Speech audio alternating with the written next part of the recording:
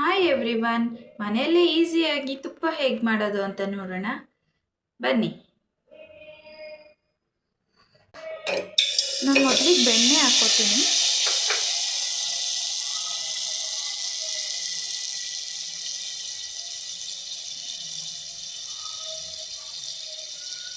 ಆ ಬೆಣ್ಣೆಗೆ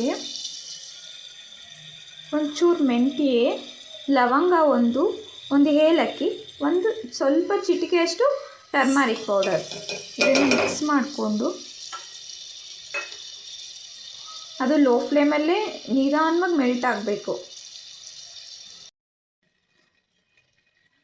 ಇದರಲ್ಲಿರೋ ಬಬಲ್ಸ್ ಎಲ್ಲ ಫುಲ್ಲು ಹೋಗಬೇಕು.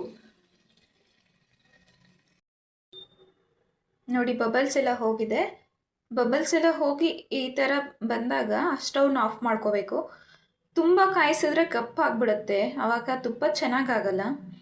ಸೊ ಇವಾಗ ಸ್ಟವ್ನ ಆಫ್ ಮಾಡ್ಕೋತಾ ಇದ್ದೀನಿ. ನೋಡಿ, ತುಪ್ಪ ಸ್ವಲ್ಪ ಆರಿದೆ. ನಾನು ಒಂದು ಬಟ್ಲಿಗೆ ಟ್ರಾನ್ಸ್ಫರ್ ಮಾಡ್ಕೊಂಡಿದ್ದೀನಿ. ಇದು ತುಂಬ ತಣ್ಣಗಾದ್ಮೇಲೆ ಒಂದು ಹಾಫ್ ಆನ್ ಅವರ್ ಆದರೂ ಬಿಡಬೇಕು. ಹಾಫ್ ಆನ್ ಅವರ್ ಬಿಟ್ಟ ಮೇಲೆ ಗಟ್ಟಿ ಆಗುತ್ತೆ, ರವೆ ರವೆ ಥರ ಬರುತ್ತೆ ತುಪ್ಪ.